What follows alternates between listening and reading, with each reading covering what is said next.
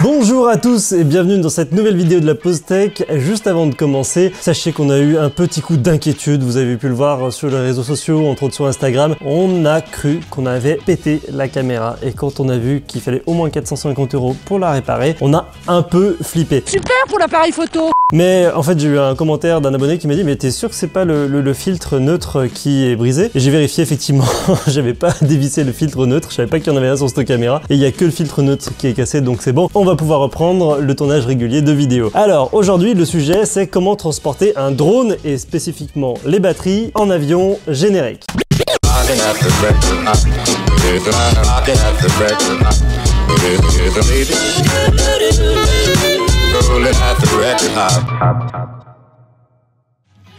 Lorsque vous allez voyager avec votre drone, on va séparer le drone en deux. D'un côté, il y aura le drone en lui-même et de l'autre côté, il y aura les batteries. Déjà, le premier conseil que je peux vous donner, c'est le drone, gardez-le avec vous, gardez-le en cabine. Parce que la nacelle, c'est un élément ultra fragile du drone et s'il est secoué, on risque d'avoir des perturbations sur la nacelle, elle risque d'être complètement déséquilibrée. Alors vous savez très bien, les bagagistes, parfois dans les aéroports, on les appelle les balanceurs. Donc si vous voulez qu'ils prennent soin de vos bagages, c'est pas terrible.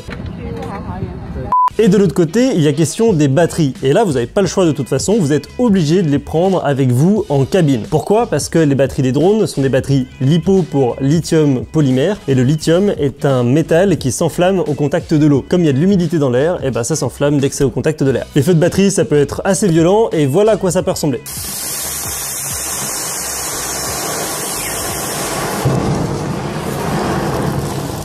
C'est pour ça que je vous conseille de voyager avec un sac ignifugé. Un sac ignifugé, c'est un sac qui permet de ne pas faire partir le feu en dehors du sac. Alors là, j'en ai un petit exemplaire, mais j'en ai un autre au bureau qui permet de balader plusieurs batteries à la fois. Je vous mettrai un lien dans les commentaires si vous voulez acheter le même type de sac. Avec un sac comme ça, il y a de la fumée qui sort du sac, mais au moins le feu reste concentré à l'intérieur du sac et il y a moins de risques pour un transport en avion.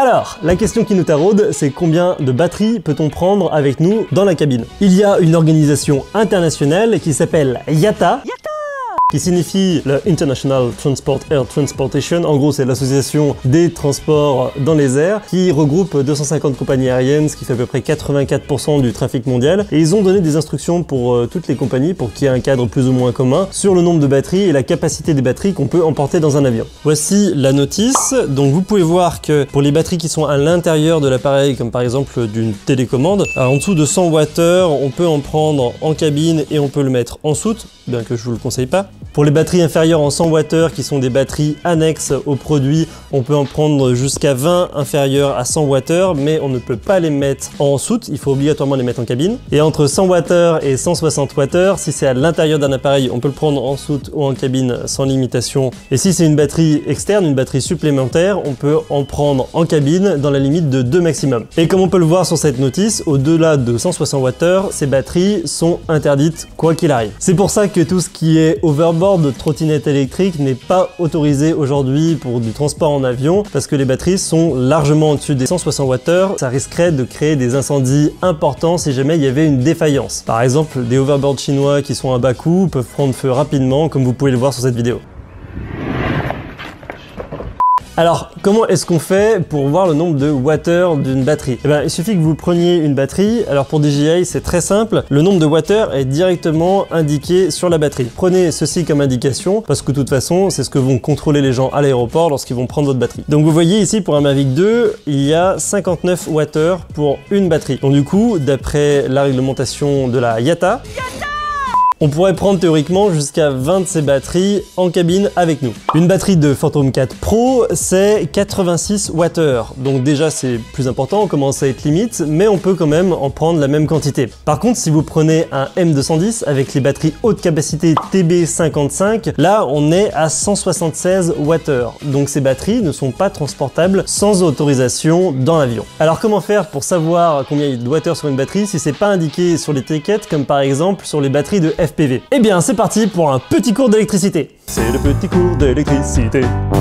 Mathis va nous afficher la formule suivante qui est à connaître, c'est P égale UI. P c'est exprimé en watts, U c'est la tension exprimée en volts, un grand V, et I c'est l'intensité exprimée en ampères, c'est le grand A. Lorsqu'on vous donne une indication en ampères-heure, ça donne des watts-heure, tout simplement. Si on prend en produit exemple, par exemple, la Tattoo Funfly 4S. C'est une 4S, donc une 4 cellules. On va prendre la tension nominale de la cellule, c'est la tension moyenne dans une batterie. Quand elle est chargée à fond, elle est à 4,2, mais là on va prendre la tension nominale à 3,7. On multiplie 3,7 par 4, ça fait la tension totale de la batterie, ce qui représente 14,8 volts. Donc là, ça y est, on a notre tension. Pour avoir l'intensité, et ben regardez, c'est marqué directement sur la batterie, c'est indiqué 1550 mAh. Donc on va multiplier 14,8 par 1,555 et ça va nous donner 23 Wh. Donc on voit que cette batterie passe largement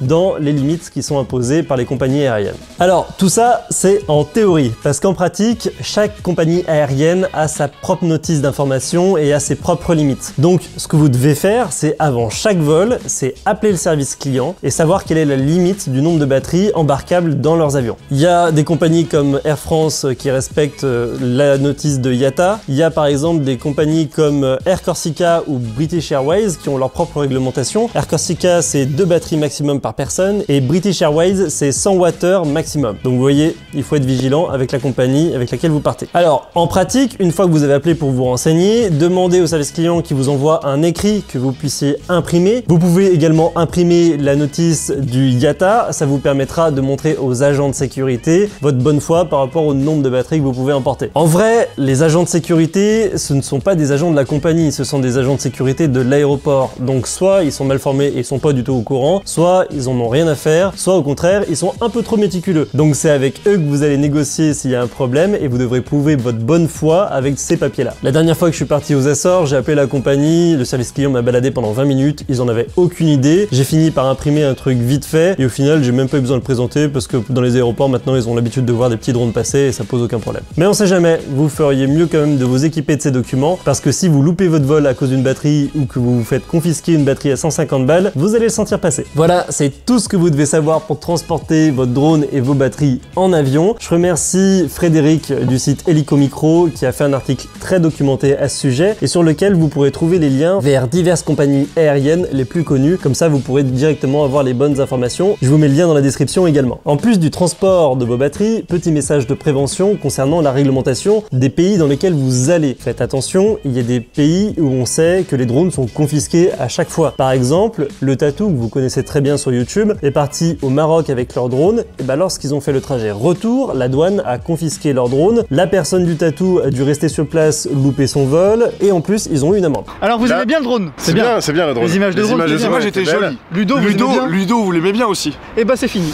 Il n'y a plus de drone, il n'y a plus de Ludo. On sait qu'il y a des pays comme par exemple la Turquie ou la Birmanie où la démocratie c'est pas trop ça, où ils confisquent directement le drone, ou encore pire, là il y a un journaliste français qui vient d'être arrêté en Birmanie, il risque 2 ans de prison, c'est ce qui est arrivé à 2 journalistes turcs qui avaient fait voler un drone là-bas, donc déconnez pas si vous allez dans ces pays-là, si j'étais vous j'emmènerais pas du tout de drone. En tout cas, renseignez-vous avant, ça sera la meilleure façon de passer de bonnes vacances. Si vous voyez cette vidéo, c'est certainement que vous allez partir en voyage, alors je vous souhaite un bon voyage et je vous dis à très bientôt pour un nouvel épisode de la Pause Tech. Salut!